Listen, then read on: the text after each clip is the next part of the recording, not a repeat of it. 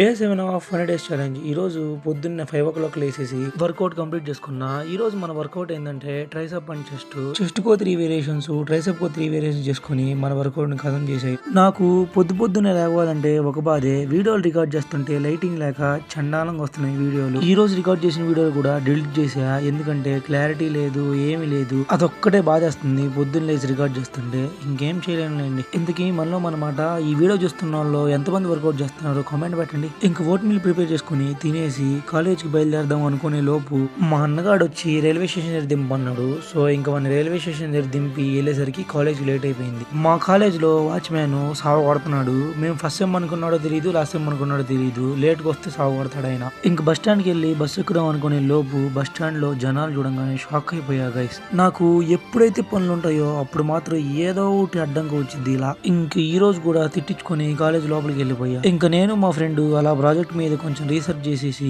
Bore కొట్టి game ఆడుకున్నాం last. సరే మరి అయితే వెళ్ళొస్తాను. Bye bye. ఇంకా సాయంత్రం ఇంటికి రాగానే కొంచెం చదువుకునేది ఉండి చదువుకున్నా సార్.